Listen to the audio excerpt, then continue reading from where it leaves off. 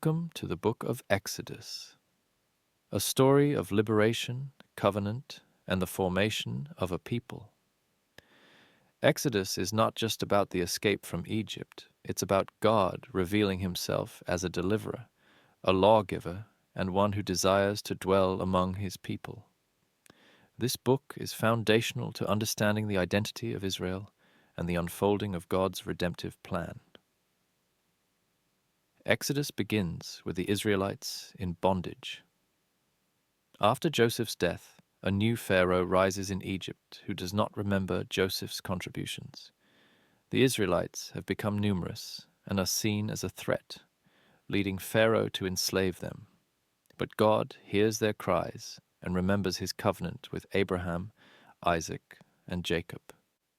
He raises up a deliverer, Moses. Moses, a Hebrew raised in Pharaoh's palace, flees Egypt after killing an Egyptian.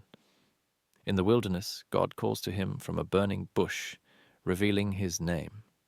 I am who I am.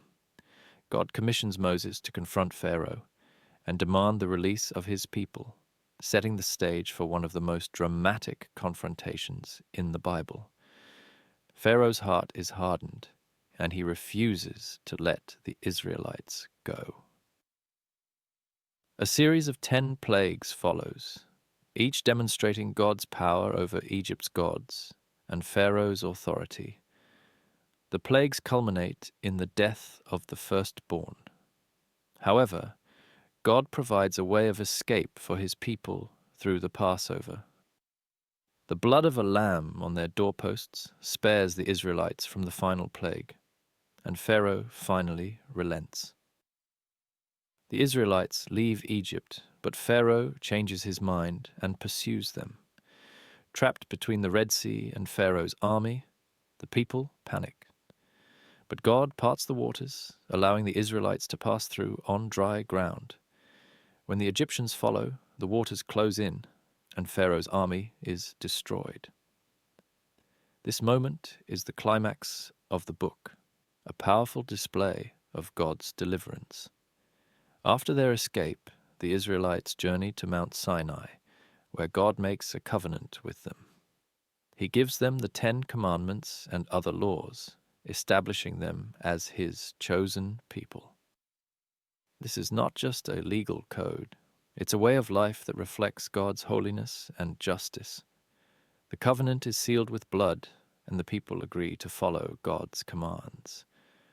God desires to dwell among his people and gives Moses detailed instructions for building the Tabernacle, a portable sanctuary where his presence will reside. The Tabernacle symbolizes God's desire to be with his people, despite their imperfections. Yet, even as Moses receives these instructions, the people fall into idolatry, building a golden calf and breaking the very covenant they had just agreed to. God's anger burns, but Moses intercedes, and God shows mercy. The covenant is renewed, and the tabernacle is completed. Exodus is more than just a story of escape.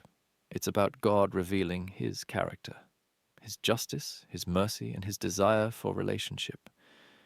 It's about a people learning to trust and follow God, even when the path is difficult. The journey from slavery to freedom is not just physical, it's spiritual. The Israelites must learn to live as God's people, set apart for his purposes. As the book closes, the Israelites are still in the wilderness, but they are no longer slaves. They are a people with a covenant, a law, and the presence of God dwelling among them. Exodus sets the stage for the rest of the Bible, showing us that God is a deliverer, a lawgiver, and a God who desires to be with his people. So when you read Exodus, you're not just reading a story of the past. You're entering a story of liberation, covenant, and the presence of God. A story that continues to shape the identity of God's people today. Thank you for joining us on this journey through the book of Exodus. This is the Bible, book by book,